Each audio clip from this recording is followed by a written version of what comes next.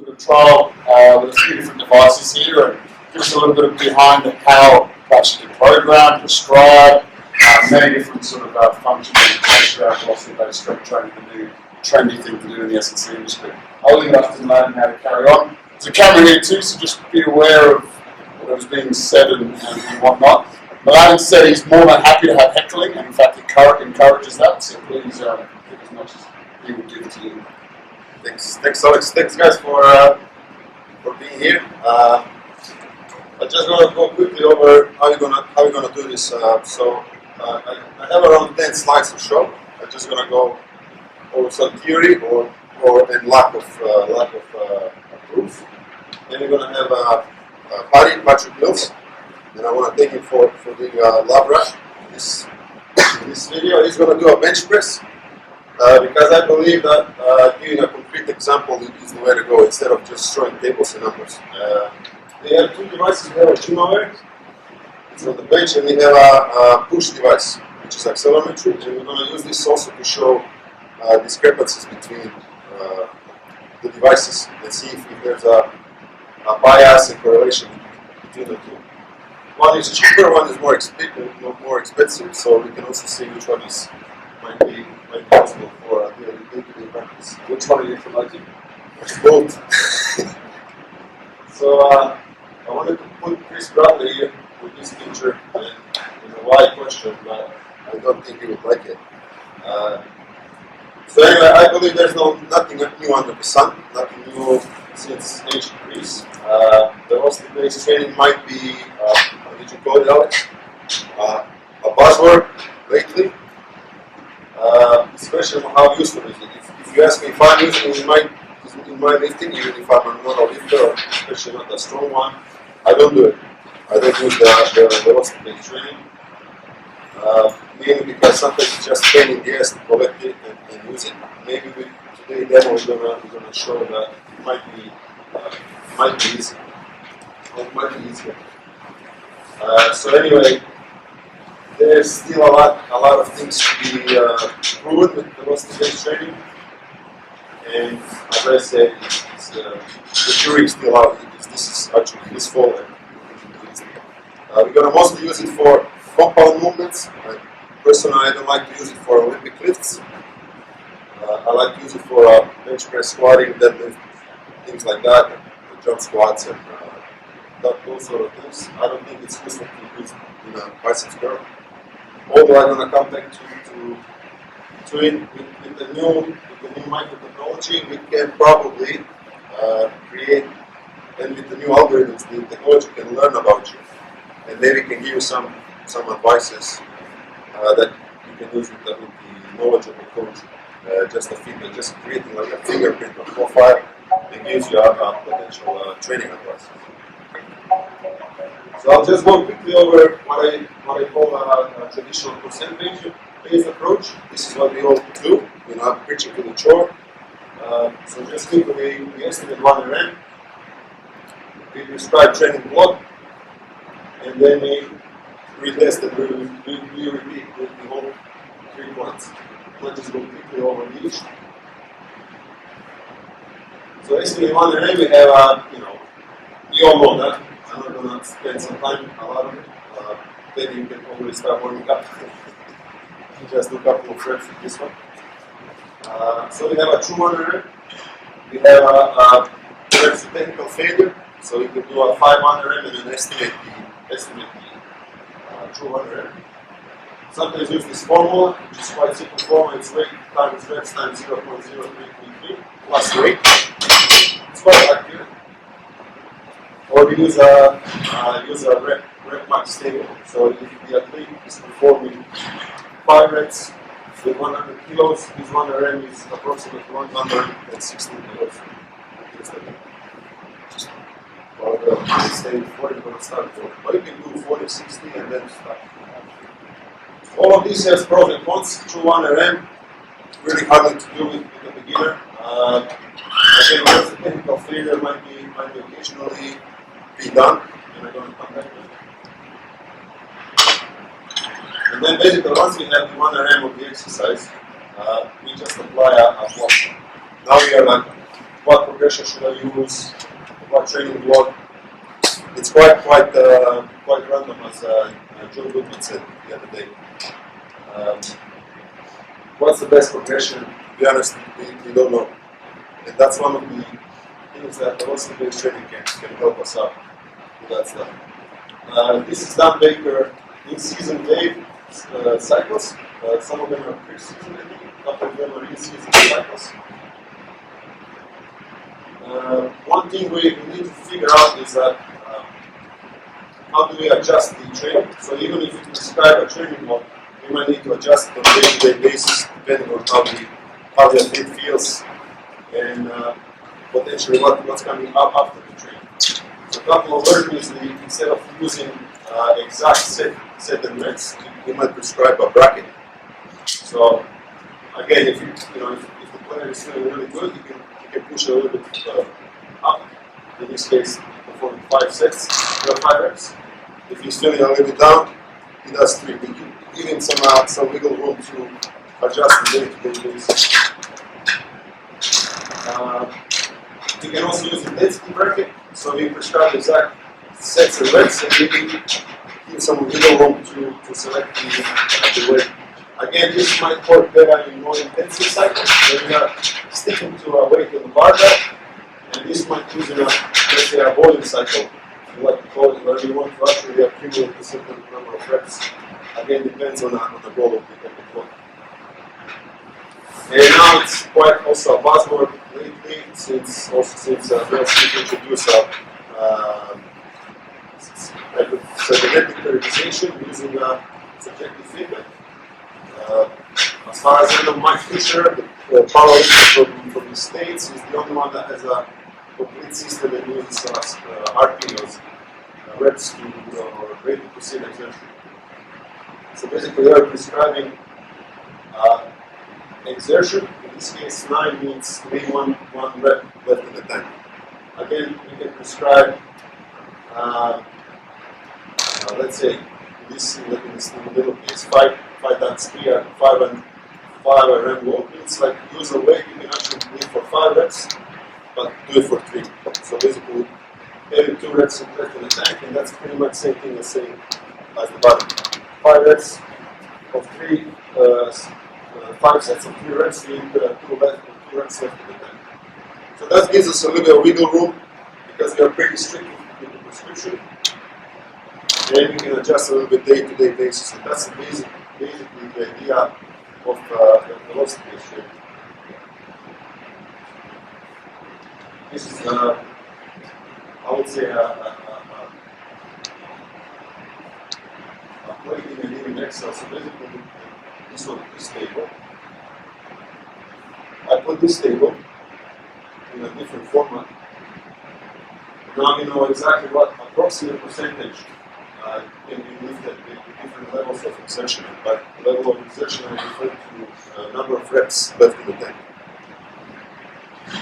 Basically, same table, just different ways. So, for example, if I want to do set for 5 reps with 2 reps left in the tank, I'll probably go here, find 5, and I want to do 2 reps short. So that's 81%. Again, we need to visualize this, so that's what we want to do with the study. So we have this visualized. And again, once we finish the training block, we have a couple of options. One is to retest one RM. It's a longer block we retest, and then you repeat, rinse and repeat. Sometimes they have the open sets. That means that after fulfilling the prescribed sets, on the last one, you can actually try to push as much as possible. And then we gauge if there is an increase, and we need to adjust the one rep. And again, this is where it's the technical failure. So you can use this as a way to describe the next training block. And some systems actually just, if the coach sees it, and if the athlete knows it, he knows that he fulfill all the sets without major problem. He can adjust just to increase the upper body approximately for 2.5 kilos and lower body for 5 kilos. Again, some systems use percentage increase, but I think it's better to increase using absolute loads instead of percentages. Because the more you lift, like the beginner, let's say you bench press 100 kilos, if you increase from 15%, it's going to increase from 2 kilos. And if someone like Quadri lifts 200 kilos, it's going to increase from 40. Again, we have this bias, so the percentages doesn't work. It works actually in a reverse. The beginner is going to do more than the high level athlete. But if you increase by an absolute amount, it actually works better. So the higher level lifter is going to increase less in percentage. Going to slow. So, in my opinion, the velocity-based training comes to help. And we'll soon see why. But we need to know that velocity-based training is more than just instant feedback, even if it shows that it helps. If you give someone instant feedback, for example, there are a couple of papers in doing a jump squat. If you give someone an instant feedback in terms of power, you can probably jump more. But again, sometimes feedback can be detrimental. And in my opinion, if you give this type of feedback to an exercise that's more skill related, like Olympic lifting, it can screw up the technique. Especially if you try to, okay, just go faster. Eventually, like a sub-max lift is going to end up being a power clean or muscle clean. It's more than just plotting a velocity curve, even if you use it a lot. But it's more than that. Same thing for low power curve, and it's more than a trace analysis. Sometimes we use a trace analysis, general like we do it, just in theory we can identify the sticking points. I don't know how that works in practice. So ABT is about prescribing training using velocity. So instead of saying, let's do 5 sets of 5 at 75%, we prescribe training using velocity. And we'll choose, one of the ideas is that velocity profile is more stable across the training block, and the velocity can be used to actually self-adjust the training block based on a day-to-day readiness. A couple of ways to do that. We can actually estimate the daily runner end, and that's what we're going to try to do today with pilot to see how if it works actually. And then we can, instead of using pre-cycle runner end, we can use this daily estimate. And that's one way. Another way is to use a velocity start and velocity stop. So we can prescribe training in terms of let's do a set where you're starting the repetition is at 0.3 for bench press and ends up when it's 0.2. And that way it's a little bit more, as Dario said, it's more like a playground. Someone can come inside and he doesn't know what to expect today. So we are also adjusting based on his day-to-day readiness. And you're actually more motivated to come to training, because if I tell you today you're doing 5 sets of 5 at 100 kilos, next time you're doing 5 sets of 5 at 102 kilos, it tends to get a little boring. This way it's more exploratory, so it might be also more motivating. And again, this is a work in progress, so I don't know, what the future is going to bring and how this is going to work. So I'm going to use. You can use the time between sets to do a Q&A. And again, let's just see how it's going to end up. Because the jury is still out. This is a brand new thing. Although I said there's nothing new under the sun. The only thing I think why is it new is that it's cheap. It's becoming cheap and everybody can do it. So more and more people start using this. That's why it's new. You agree with that? Before I start, I have in strength training, I have usually a terminology problem. I identified three components of the intensity. First one is load. That's basically weight on the barbell, expressed in absolute or relative terms. We have effort, and this is a pretty major thing when it comes to velocity-based training. Effort is basically have maximal effort and sub-max effort. It's the intent to lift the barbell as fast as possible, especially in concentric range. So let's say you have I can lift 100. If I can lift 150 kilos on the bench press, I can lift 100 kilos slowly, or I can lift explosively.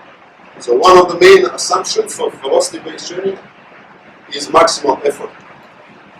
That's why it's useful for some exercises, for some exercises it's useless.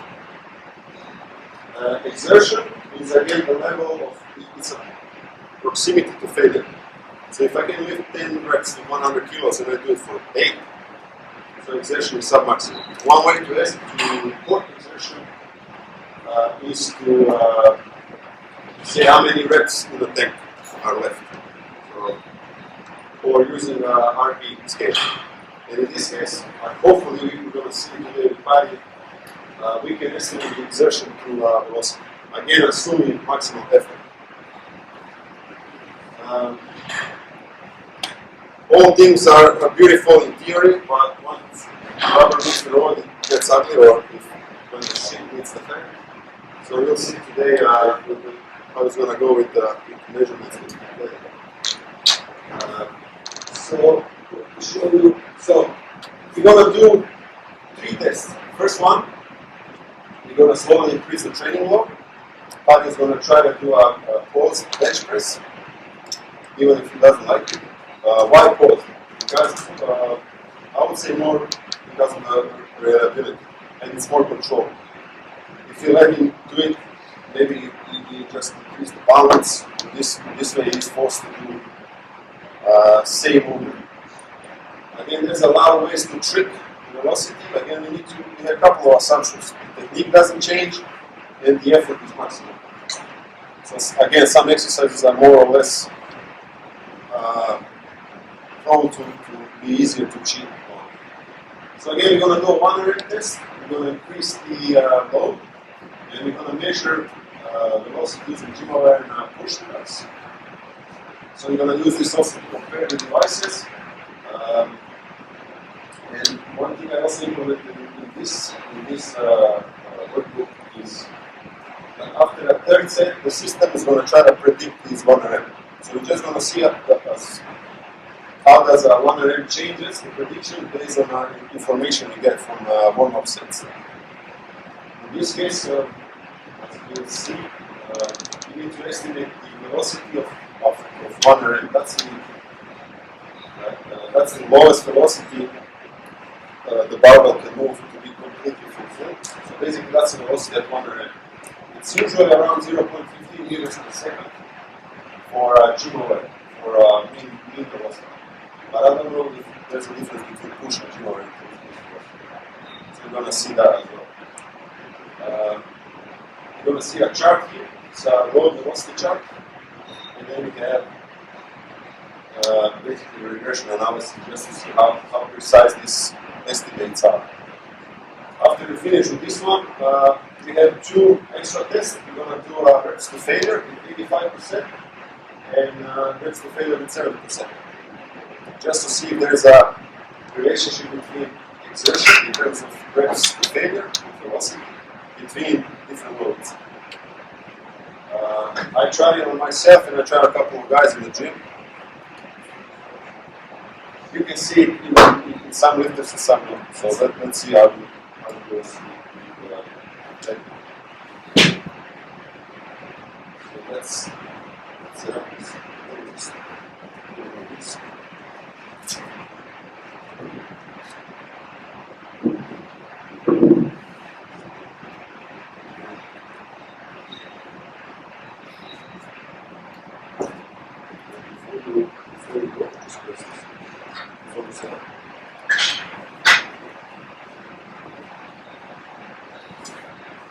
Any questions so far?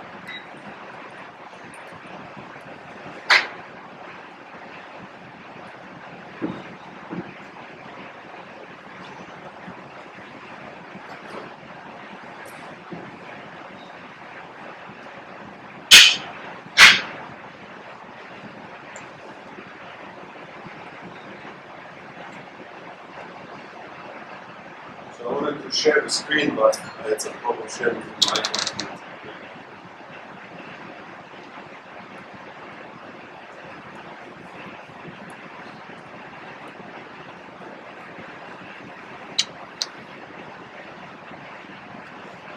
That's why it's not so useful to do it daily, because it takes time.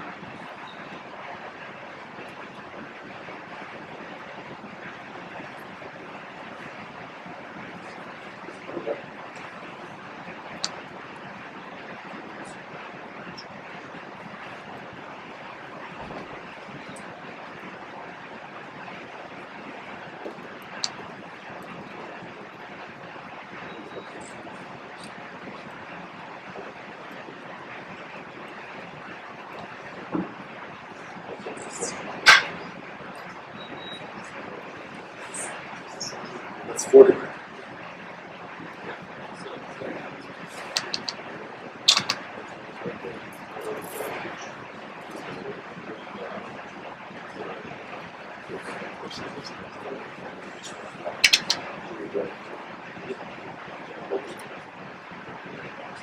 Maybe you will lay down just before you go. What do you think of Jim? Jim, what do you think?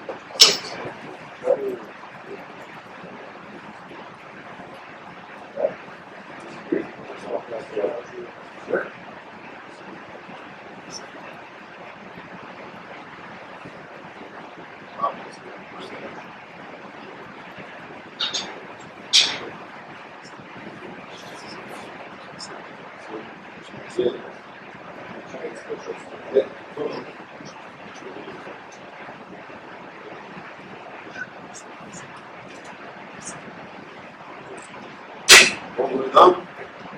Hold. Hold. 1, 2, press.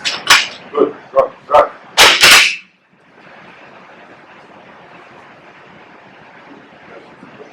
You can press them.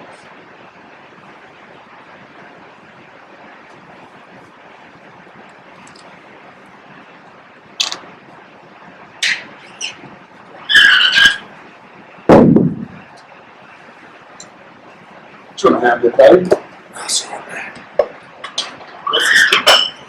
Alright, me or Pete? Me. 1604.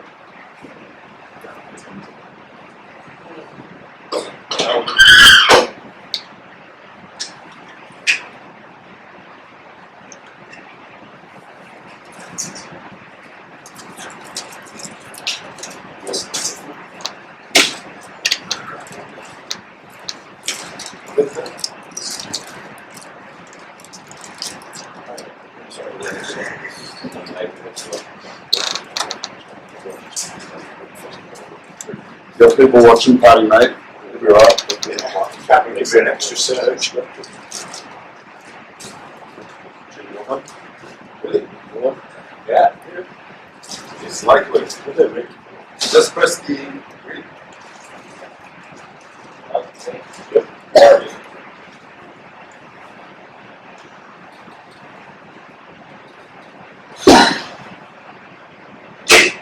Over. 1, 2, press. Good. Slow.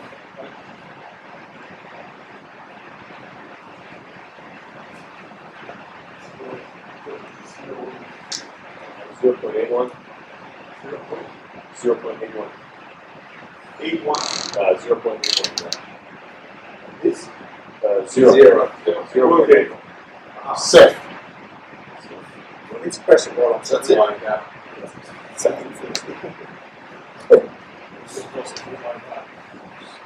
Again, we can repeat multiple sets on each stage, but it takes more time. But we get better estimate of the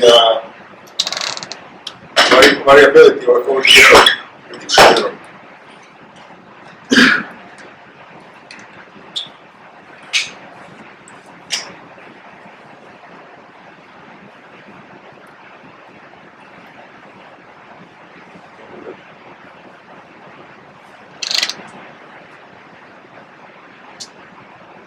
Working.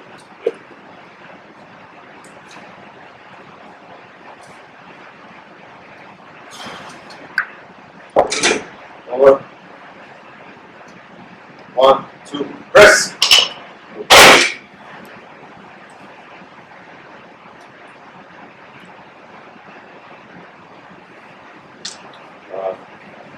0.44.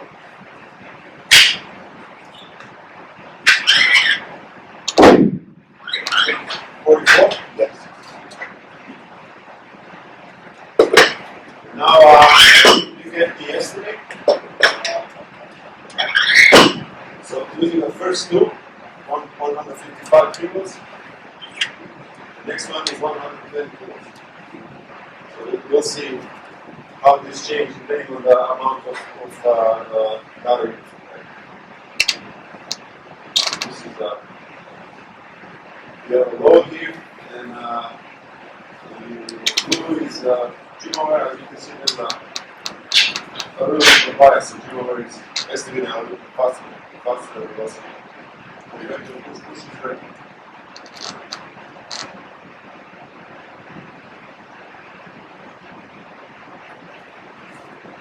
Something like that you want. I don't think it has something wrong. Yeah, it's not something, it doesn't cover in something like they worked out roughly 23%. Because it's different. Right, for everybody,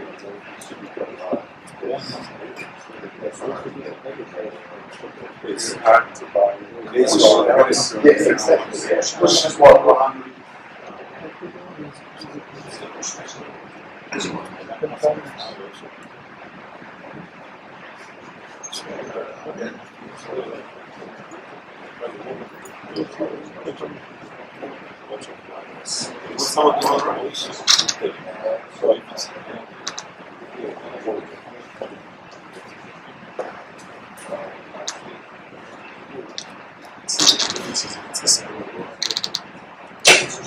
Over.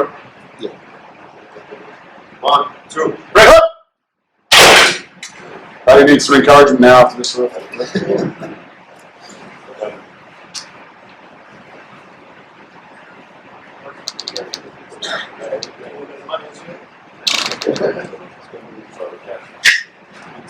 can touch the bar, right?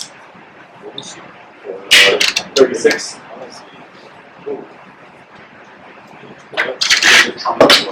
So now the estimate is 130 kilos for a G-mower and pushes 110. Again, it depends on these velocities. So you'll see at the end. One thing with the velocity at 1 RM is that it's tends to be more stable than 1 RM. So we can use that to prescribe. But now I'm just using average based on what was being reported in the journals and based on some of my experience. The body might be a little bit different up and down, and that might make this precision off. But the thing is, once we figure out this lowest velocity, we can use that in the future to prescribe training based on using velocity and using this velocity, we can estimate 1 RM. Let's see this chart.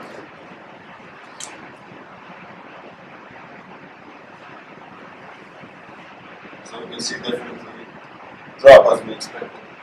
And eventually it's going to hit certain velocity, that's 1 RM.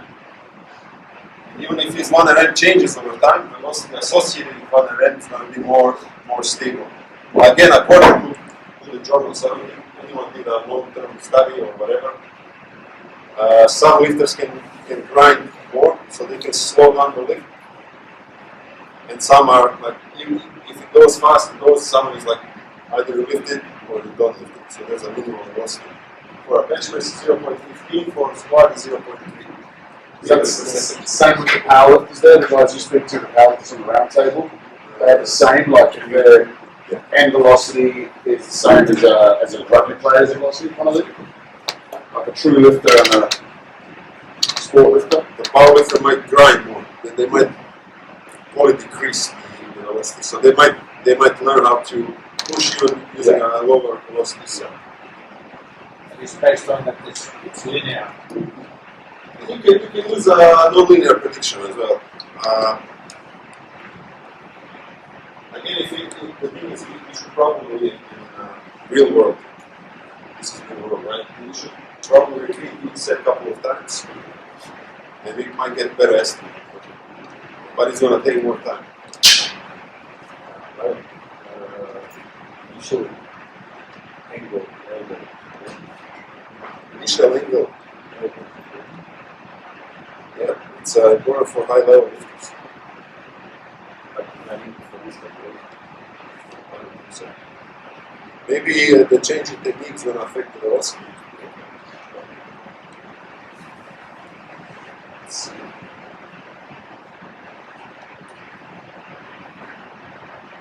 Go on, Paddy. Go, Paddy.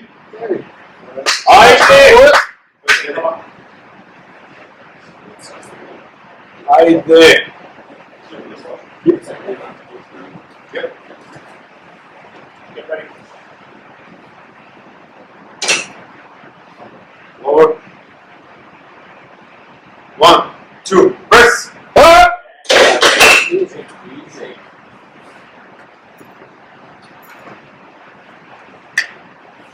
0.39. 0.7.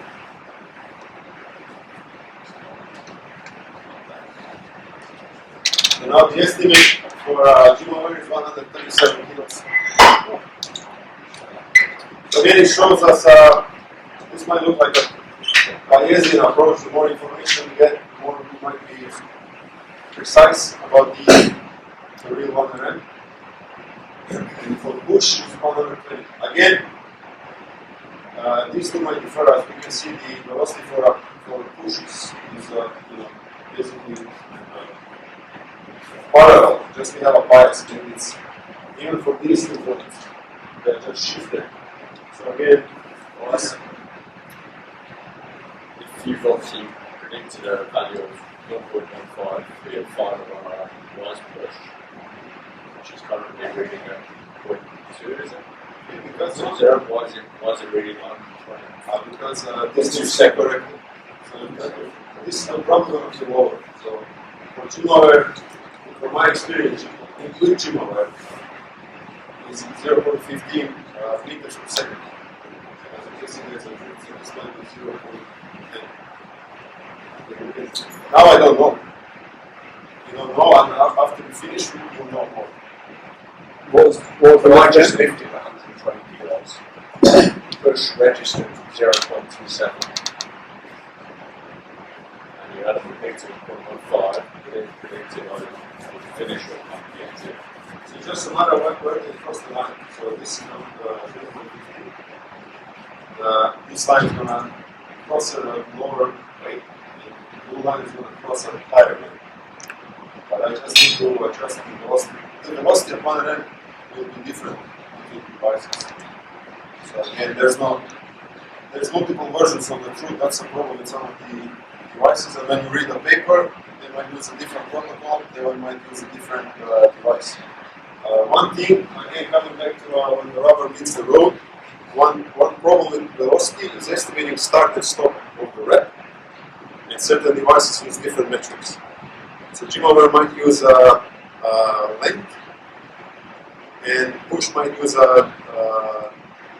integration of acceleration. So we get velocity, and then we again integrate, we get the position. And again, there's one interesting paper about something that's called mean propulsive velocity. And that's a different way how you differentiate between start and stop. Especially when you use lower weight, as we can see with 40 kilos, the barbell basically lifts the body off the bench. So it's just giving a propulsive force to the bar here, and then he's basically just rolling it back. So the acceleration is higher than 9.81. And this new metric uses that as a cutoff. So if you start actually decelerating the barbell faster than G force, 9.81, he's going to cut it. So again, some devices use different algorithms.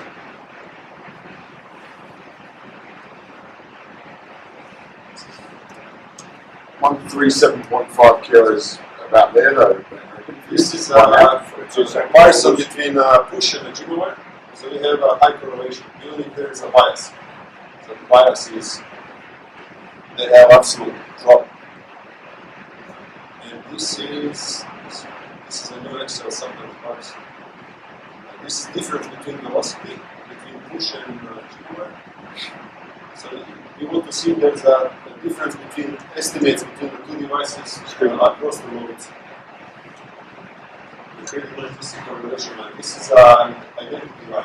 So they are giving the same estimate. You see the pushed in slower. Just different ways to show same data.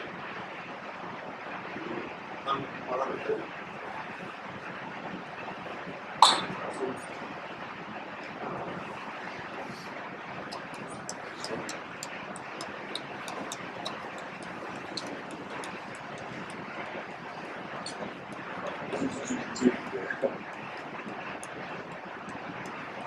Go on, Paddy. Aí, será? Gratidão, покажешь все. Yalla. Over. 1, 2, press! Yeah. Nice, Paddy.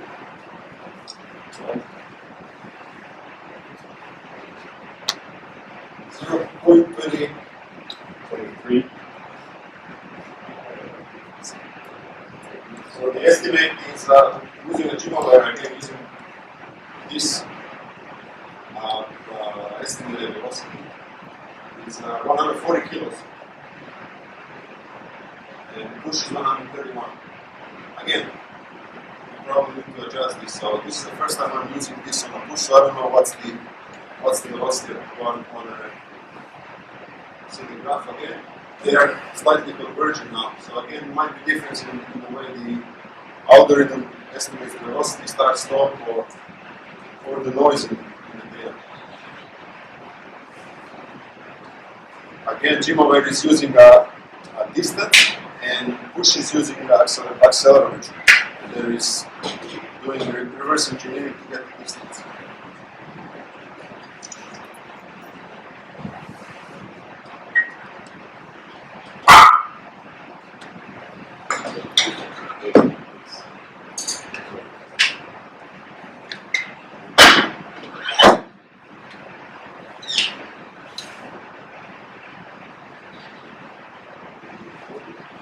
Questions?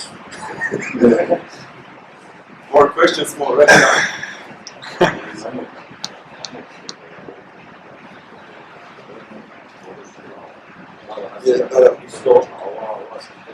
English. I don't know. So One thing I implemented is when we're using standard deviation of the residual, basically how much these points differ from the regression line. We can get an idea of how precise is the 1RM estimate. In this case, it's plus minus 6 kilos, so it's not so precise. Might be more precise if you use more sets per each way.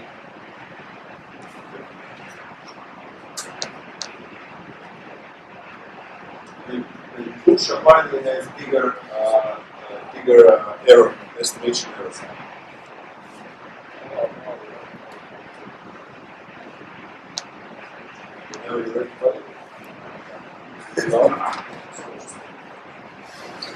We've got this last one.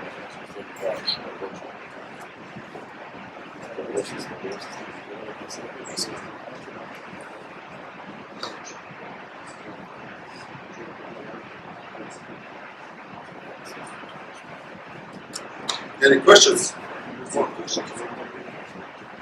And again, this comes back to a why question. Why are we doing this? Because hopefully having a force velocity profile also gives us idea of his force across the weight continuum and what we can use, and I'm working sort of on that stuff. So we can compare the athletes based on force of low velocity curve,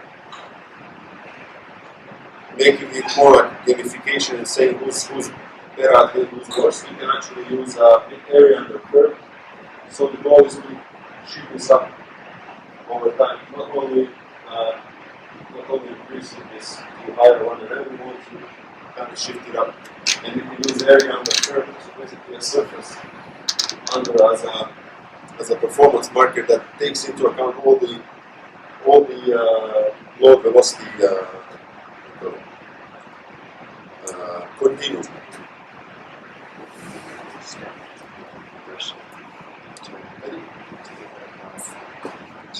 On Paddy. Shift the Paddy.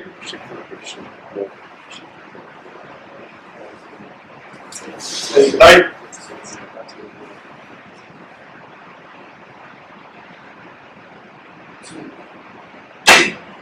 Over.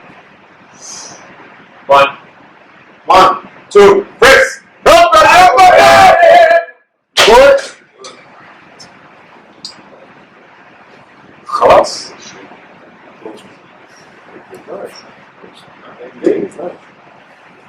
0.13. I'm getting pretty sweet Zero. data points here. You get wrong data points. I'm getting 3, but I think the correct one is 13.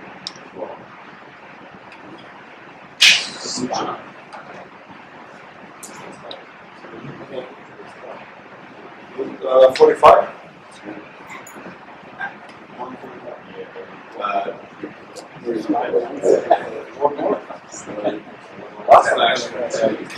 Paddy's not living with us now. It's something like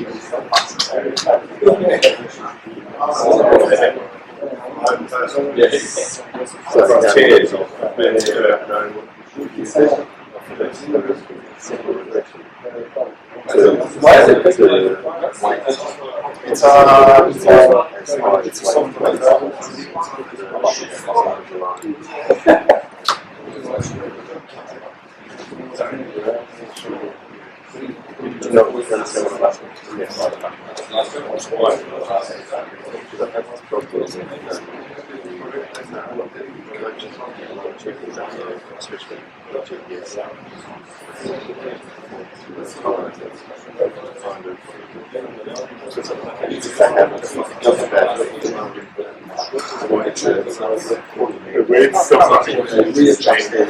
So definitely like you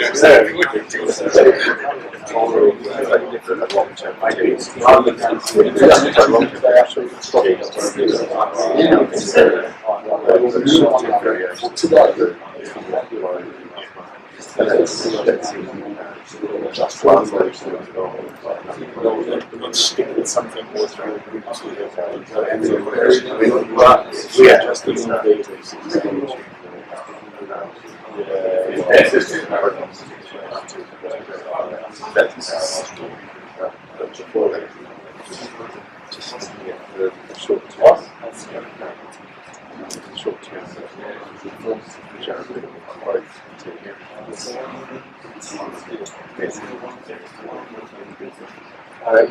I'm more familiar with the full experience. Yes. The richness of beauty.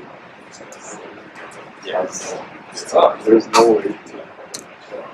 You have to look like it.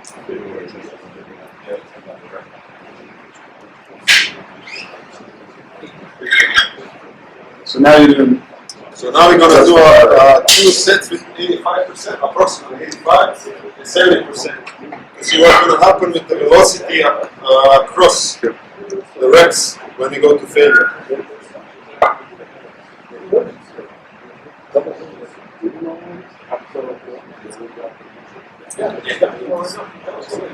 Yes.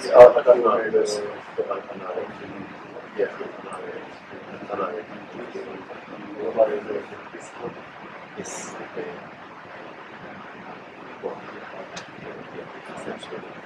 Sorry.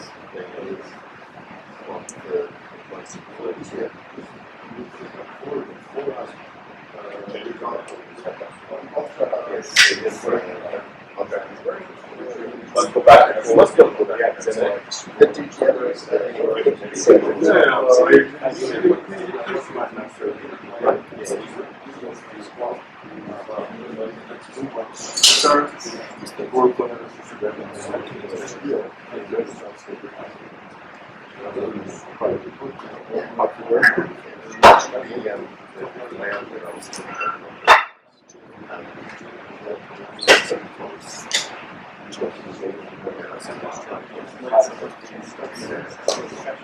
I was playing the next one.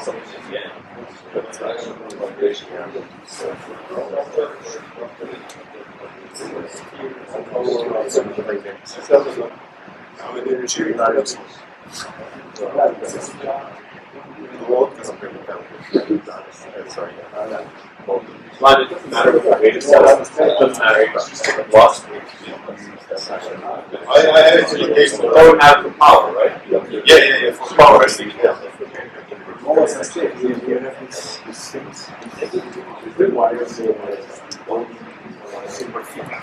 Cheer. That's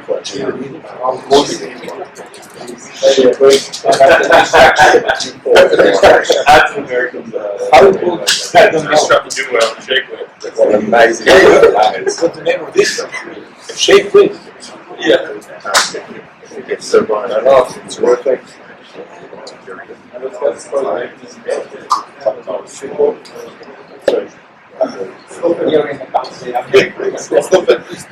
If you will send this, if you prefer, we can also get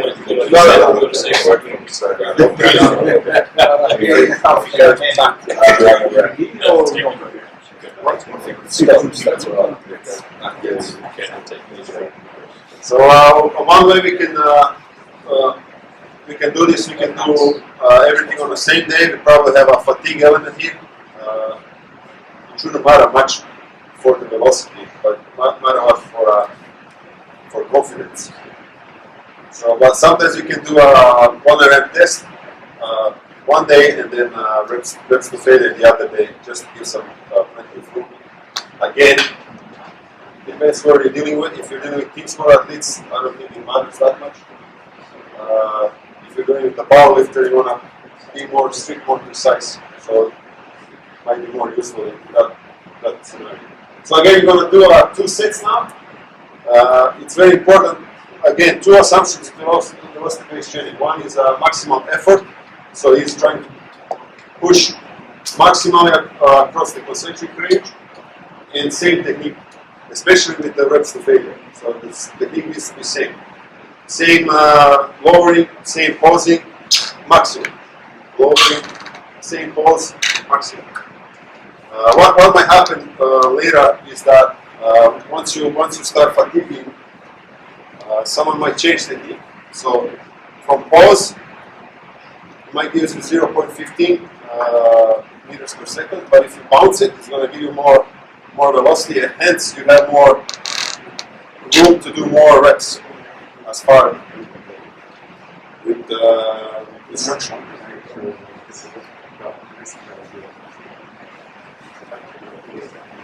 So body just push. I can't want to the press. Just playing that.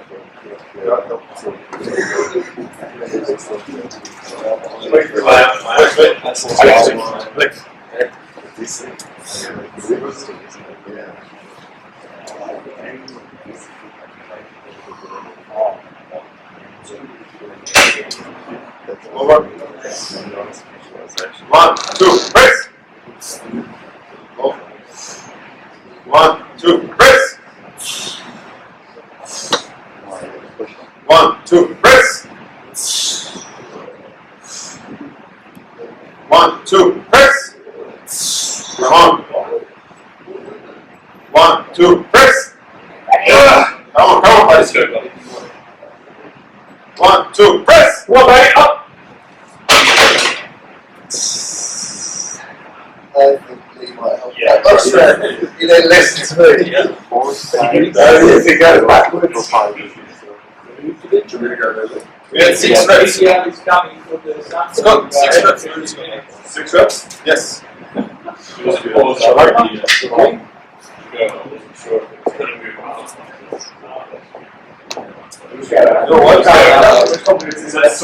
Will help.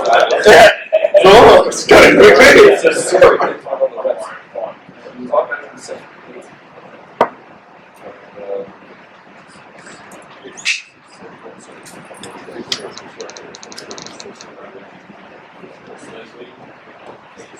Originally,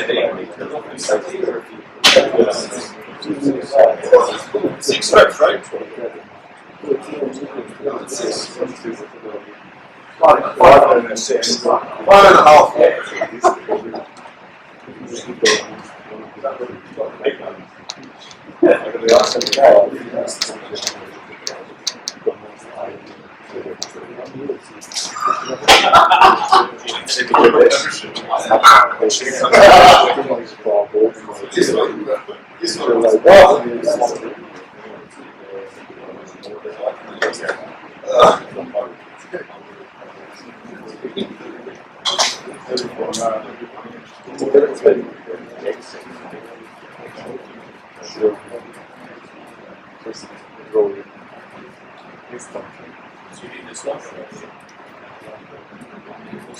No, you are not.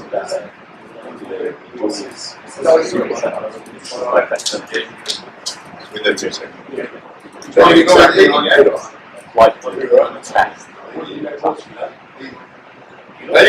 Oh, yeah. Quite cool, got two.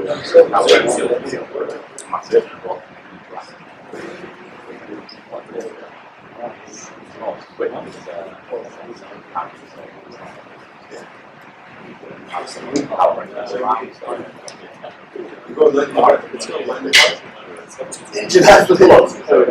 I'll come see you that. They didn't realise it. This is crazy. This is just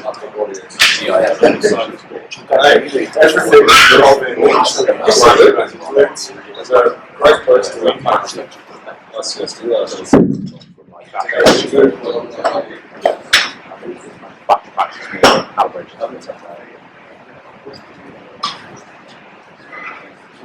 So much.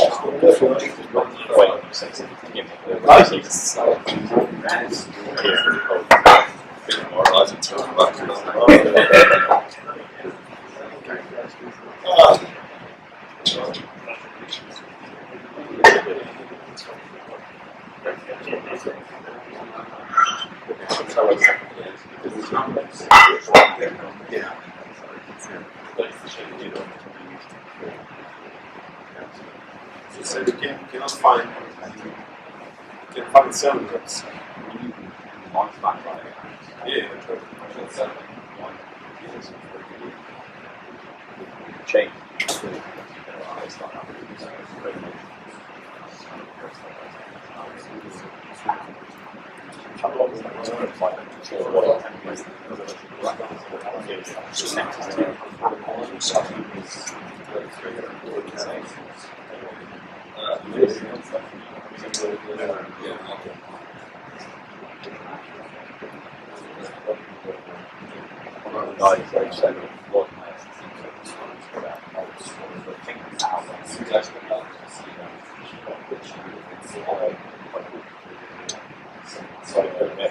Next bit on for that.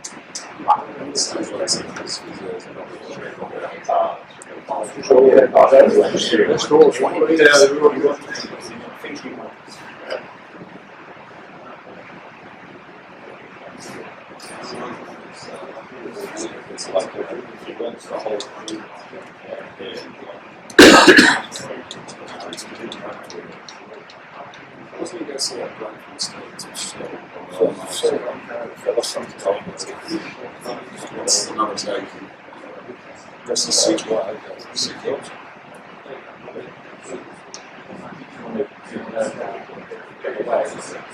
Lots of hot effects.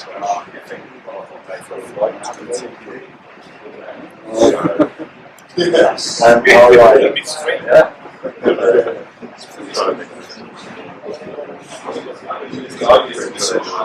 thought, yeah, if you were quite lost in the wood. if you want to look at the whole spectrum of experience, you can get a lot of fun. If you want to really have what's similar to him? He's not going to get to him. He's looking forward to a session for whereas here it's once you get past positions on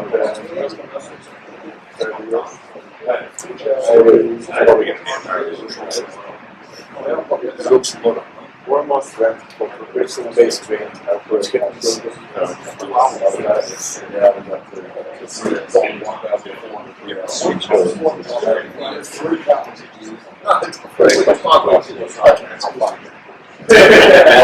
So this is they told me there's no life to get in the sports industry, and then some of those I didn't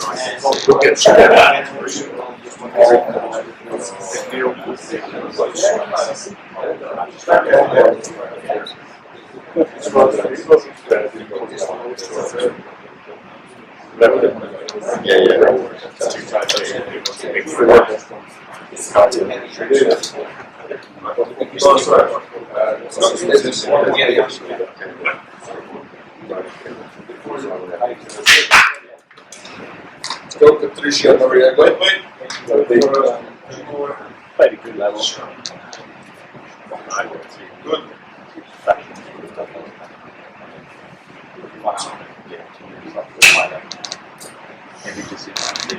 One, two, press. 1, 2, press. 1, 2, press. 1, 2, press. 1, 2, press. 1, 2, press. Tick tock. 1, 2, press. Tick tock. 1, 2, press. Come on. 1, 2, press. Come on, man. 1, 2, press. Good, come on there. Stay strong, buddy. Press. Good. It's faster. The last one is faster. You can take the bar.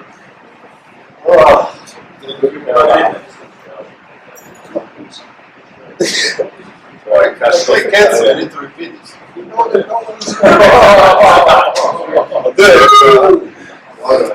That's cool. See, one set of 8 aerobic condition.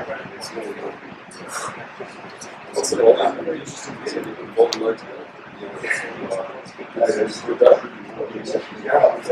Okay. What are you on?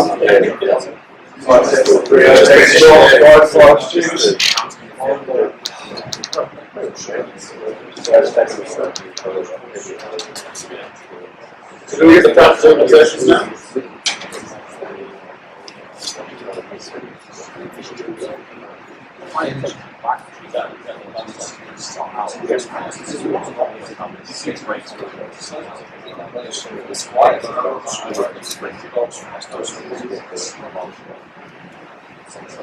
There's a little bit there on squats. You should ask me. Was he on your round table? No. He's a lot. He said that's just who was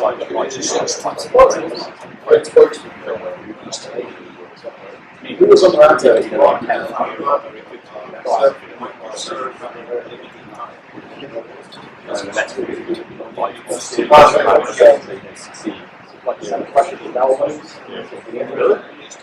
And then you just back to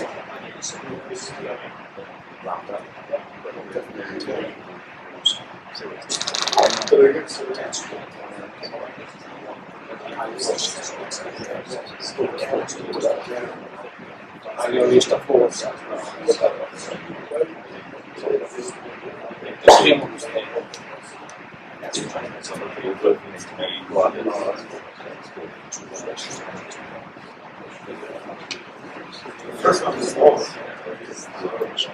I know.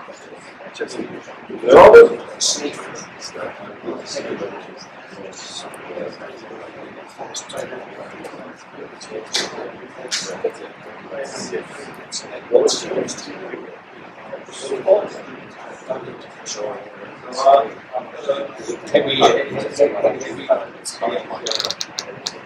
guys, we are done with two sets, two reps, two failure, right? And you can see two curves. So this one is with 70%. So we see the higher velocity, right? The first rep, higher velocity is dropping almost linearly. And they are dropping pretty much the same velocity, right? And this is a set with 85%. We're going to disregard the push now because there's an issue with recognizing the reps. Again, it's a matter of algorithm. So we're just going to stick to the 2 over 4 now. And this is the data usually reported in the journals, right? And what I did, and this is going to be interesting to see what will happen, is that each set, so this is a rep 1, rep 2, rep 3, but I flipped the scale, so now you have this is the last rep, 2, 3, 4, 5, up to 10, and I give it also to a 70% set and 85% set. So now instead of plotting this across the rep, we're going to plot it across reps left in the tank. So I'm just going to use reps to failure. And we see that the lines are nearly parallel. So it means that one rep left in the tank is pretty much same velocity regardless of the load used. If that makes sense, this is a little bit more groundbreaking. Mostly almost horizontal, almost parallel. For squat and for bench press, I would say. Again, some exercises are more easy to cheat. So for a lower body, I would use a X bar because you have a exact starting position and exact end position, as opposed to squat when you can a little bit bounce and screw yourself. That's why we use the post. Again, this is a new thing, so you need to experiment with it. So now the next step is that you can see that the velocity associated with the rep left in the tank is the same across the loads, and that can be used to program training. So if your velocity is, if you're, again, assuming same technique, assuming same effort, if his velocity hits 0.35, you can say, okay, that's his third rep from the failure. And so this way we can use velocity to estimate the exertion levels. But again, a little bit of playing with words. So if I have one rep left in the tank, and it's same across the loads, then this should be same velocity as one rep.